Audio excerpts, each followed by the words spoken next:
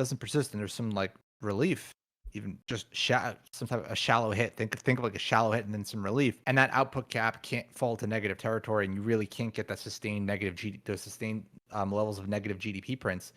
Then there's no recession, and likely what ends up happening is equities start running higher on the outlook that the deficit's going to just remain unchanged, right? Because if the deficit remains unchanged and you don't have a recession, like that's basically what this run from 22 to 23 to 25 looked like. 23 to late 24 on the markets look like. That's what that was.